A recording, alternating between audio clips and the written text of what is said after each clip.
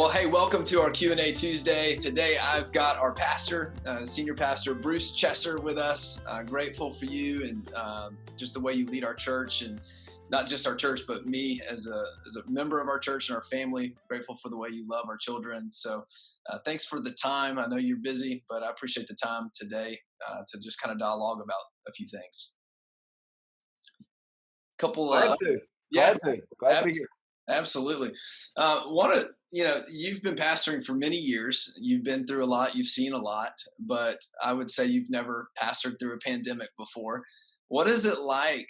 Just share a little bit of your heart. Just what's it been like to kind of walk through this from your shoes as a pastor leading our church? Well, you are correct. I was not pastoring in 1918. I was not here for the last one. It's certainly been different. I think every pastor in America would tell you that it's different, and none of us ever had a course in seminary about how to deal with these kinds of things. The thought that you wouldn't be able to meet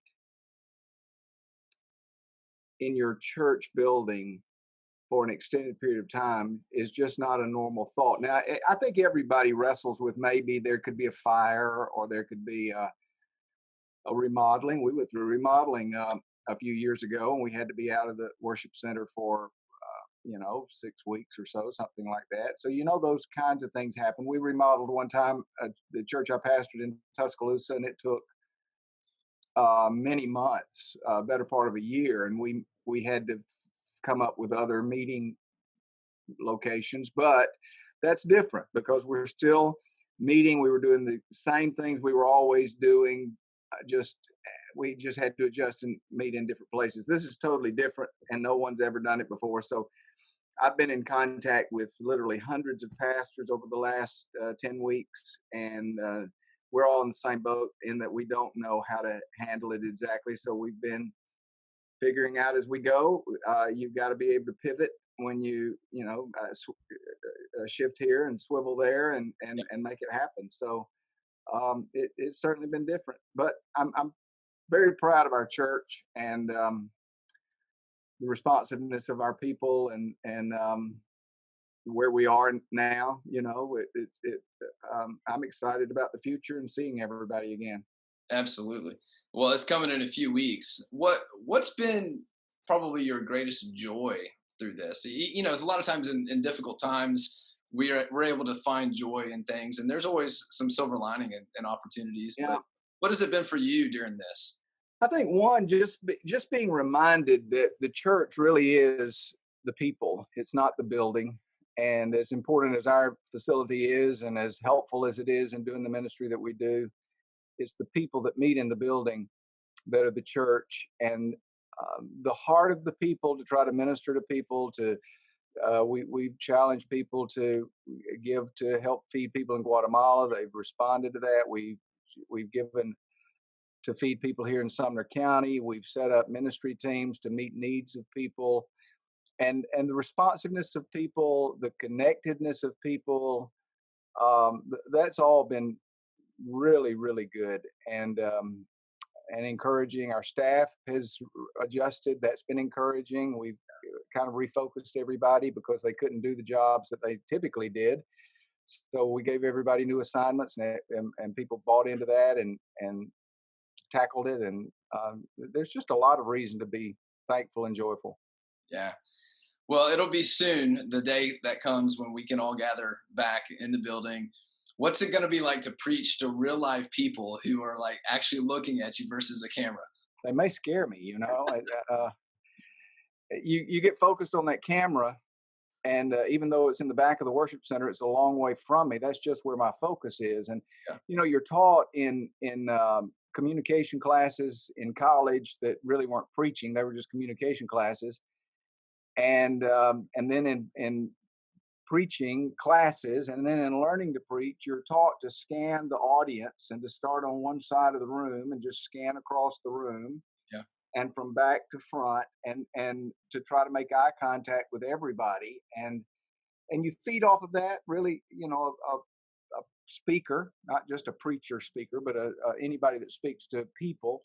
You feed off of that response that you get from people, whether it's humor or are just sometimes just um, silence, that you have a moment built into a message where you just let something sink in, and oftentimes there's a visible response from the people that are listening. You know that they're getting what you're saying. You get none of that from a TV camera, so that dynamic is different. Um, Humor is kind of tough when you're Yeah. talking to a camera, because in a room, people, if you say something funny, people either laugh or they may moan, but there's at least a response. And Right. sometimes you're looking for the moan. You know that what you're saying is corny. You're expecting the moan, Yeah. and that's what you get, but there's a response to that.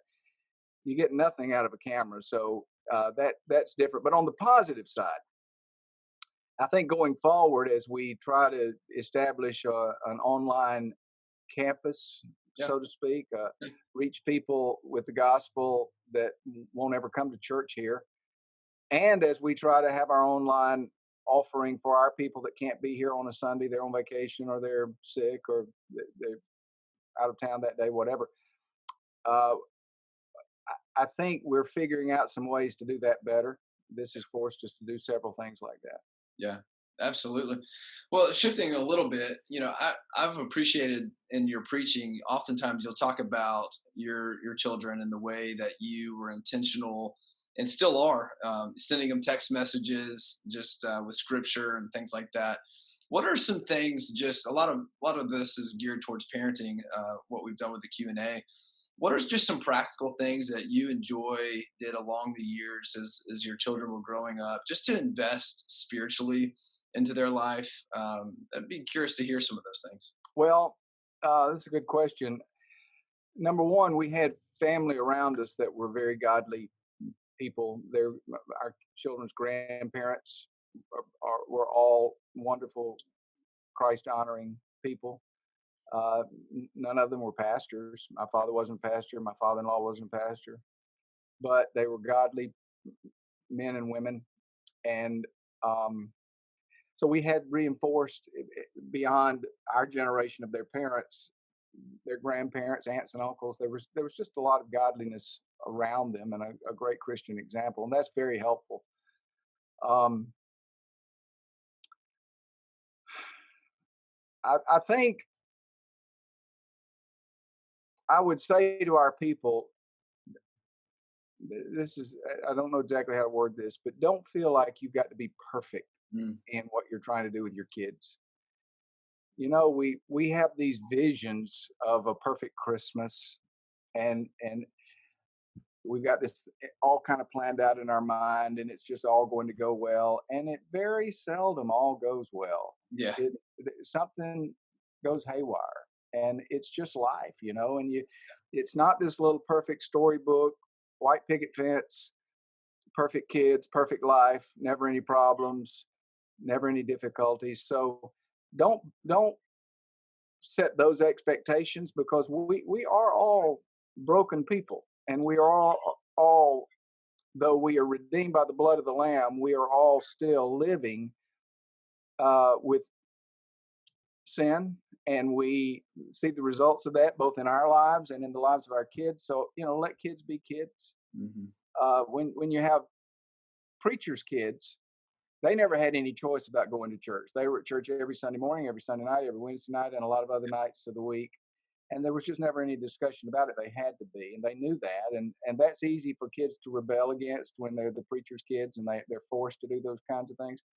So we tried to be very intentional, but we also we tried to follow the Deuteronomy chapter 6 concept, really, yeah, that it's a natural part of your home. You talk about these things when you get up, when you sit around the table, and when you go to bed. And it's not that we have this set time every night, 9:30, family worship, get your hymn books, and I'm going to preach this little sermonette to you and make great little Christianettes out of you. It was more.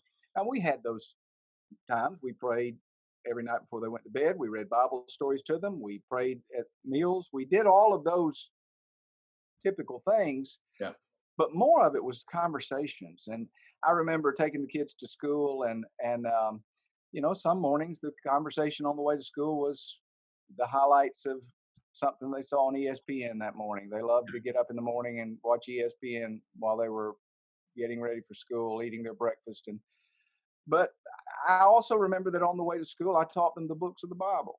Mm. And I remember on the way to school, they learned some memory verses that I would hope that they still remember today. And those were just conversations, and Yeah. um,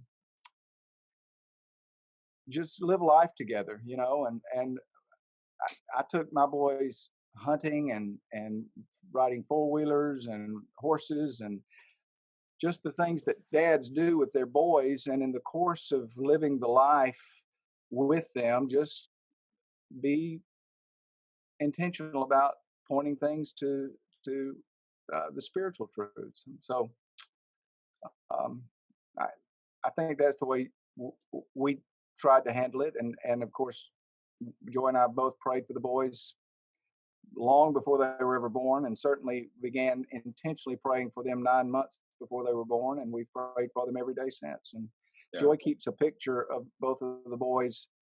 Actually, now the one that's married, a picture of his family. She keeps that on the visor of her car, Mm. and every time she gets in the car, she sees it. And I know she does that as a reminder to pray for them, and not that she has to be reminded to pray for them, but it's just Right. one of those visible things.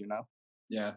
Well, I think that's so good because sometimes we overcomplicate it and we try to think that Yeah, it's got to be this big, plan and system, but a lot of it is just infusing those faith conversations and in the everyday life as things happen. And that's what Jesus did with his disciples. As things pop up, he teaches them and shows them what it means to follow him in that moment. And so, and we're going to mess up too. I messed up some along the way. There were times I apologized to my kids for yeah, not handling something well because I lost my cool about something, and yeah, and I would later realize it wasn't what they did; it was something else. Somebody had bitten my head off at work, yeah, and I was aggravated about something else, and then they did something when I got home. It's the old story of kicking the dog. It wasn't the dog's fault, yeah, and so the child does something, and you bite their head off, and later realized that wasn't them, that was me. And there were times I just had to apologize to my kids, and be honest with them and say, your daddy messed up. yeah. Well, that's probably one of the best lessons they could ever learn, right? Is how do you apologize? How do you seek forgiveness Yep. and modeling that for them that's Yep. great. Right. Well, one of the other questions I want to ask is a lot of people, Christians or non-Christians, might be wrestling with how can a God who's all powerful, we've been praying that God would stop this virus, this pandemic, it's still around.